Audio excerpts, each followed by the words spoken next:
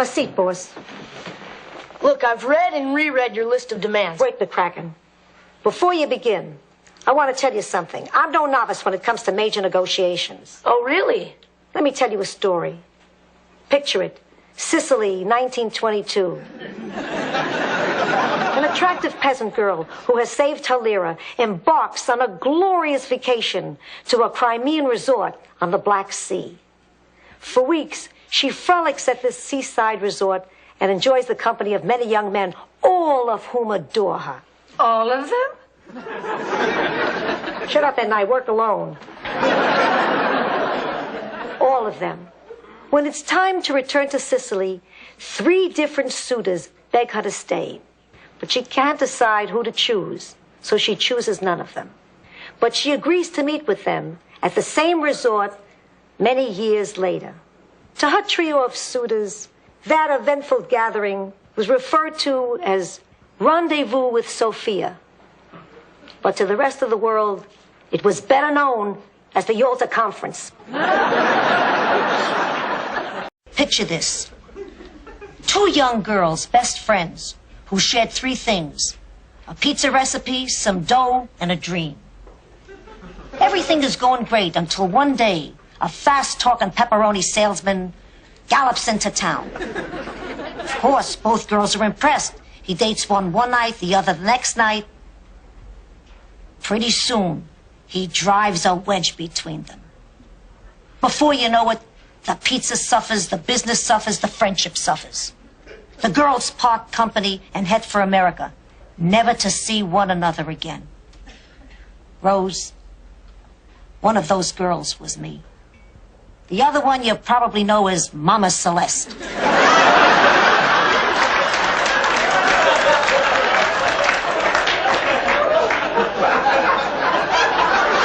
Sicily, 1912.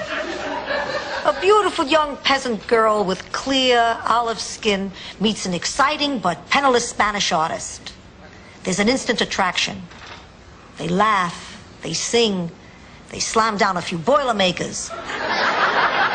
Shortly afterwards, he's arrested for showing her how he can hold his palette without using his hands.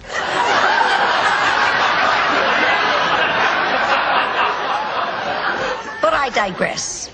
He paints her portrait, and they make passionate love. She spends much of the next day in the shower with a loofah sponge, scrubbing his fingerprints off her body. She sees the portrait and is insulted. It looks nothing like her, and she storms out of his life forever. That peasant girl was me.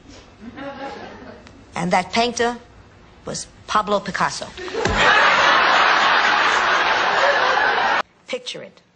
Sicily, 1920. Serafina and I were both crazy about Marco, the goat boy. In appearance, an Adonis. In behavior, horny as a toad. Little did I know he had a thing for hairy fat girls. If I were fatter and hairier, Dorothy, Marco, the goat boy, could have been your father. I think we all grieve. Picture it, Sicily, 1852.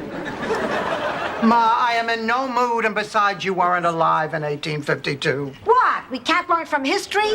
It was mid-century, and a disillusioned Italy looked to the House of Savoy for leadership. Giuseppe Garibaldi, our courageous leader, and not a bad dresser, thought, let's regain some national pride and jump into this Crimean War thing. Of course, there was a big kickoff party at Giuseppe's beach house, and everyone came. Coincidentally, this was also the night his wife, Rosa, hit her sexual peak. Ma, I am in here because of guilt. This is not a story about guilt. This is a story about being a bad hostess. While Rosa had Giuseppe in the bedroom with his saber around his ankles, 200 hungry guests were strip-searching mice for a piece of cheese. Ma, so what's your point? That Rosa and I throw bad parties? That's my minor point. My major point is that, like Rosa, you're screwing around in the bedroom when there are important things to do outside.